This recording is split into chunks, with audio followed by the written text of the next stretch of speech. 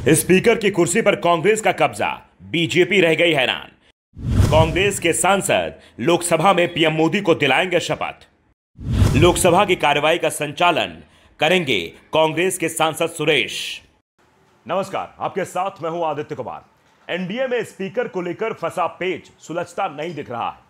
BJP के सहयोगी लगातार इस पद को लेकर मांग कर रहे हैं, तो दूसरी तरफ गठबंधन की सरकार में बीजेपी किसी कीमत पर यह पद अपने पास से जाने नहीं देना चाहती। 1998 से 1999 की अटल बिहारी वाजपेयी की सरकार के समय विश्वास प्रस्ताव के दौरान जो स्थिति बनी थी, बीजेपी नहीं चाहती वही स्थिति भविष्य में मोदी सरकार के साथ बने। इसलिए बीजेपी की तरफ से पूरी कोशिश की जा रही है कि स्पीकर का पद उसी के पास बना रहे। लेकिन अभी तक जो खबर है उसमें टीडीपी की तरफ से रोड़ा अटका दिया गया है। राजनाथ सिंह को टीडीपी को मनाने की जिम्मेदारी सौंपी गई है, लेकिन अभी तक राजनाथ को इसमें कोई भी कामयाबी नहीं मिली है। वो लगातार बैठक कर रहे हैं, लेकिन इन बैठकों में अभी तक कोई समाधान नहीं निकल पाया है।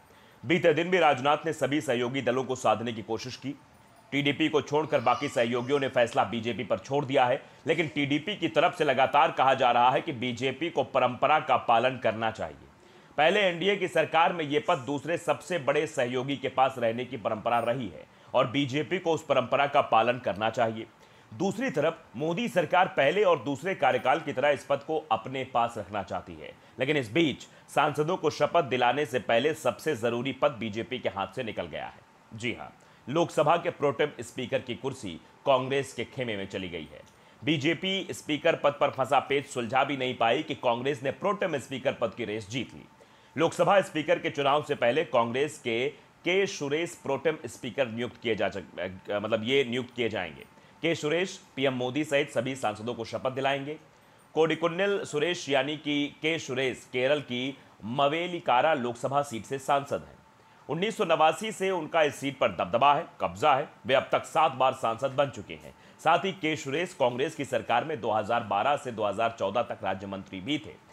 साल 2018 में उन्हें केरल कांग्रेस कमेटी का कार्यकारी अध्यक्ष भी बनाया गया था।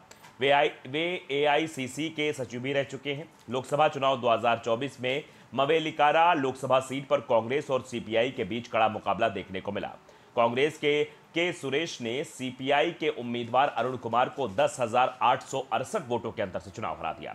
सुरेश को 3,69,516 वोट मिले, जबकि अरुण को 3,58,648 मत ही मिल पाए थे। 24 जून को संसद सत्र शुरू होने से पहले राष्ट्रपति भवन में राष्ट्रपति द्रौपदी मुर्मू 68 वर्षीय सांसद सुरेश को प्रोटेम स्पीकर की शपथ दिलाएंगी। इसके बाद के सुरेश नवनिर्वाचित सांसदों को शपथ दिलाएंगे। अब सबसे बड़ी बात तो यह है कि लोकसभा स्पीकर का चुनाव होना है। ऐसे में जब बीजेपी के पास बहुमत नहीं है, तो उस स्थिति में प्रोटेम स्पीकर का पद सबसे ज्यादा महत्वपूर्ण हो जाता है।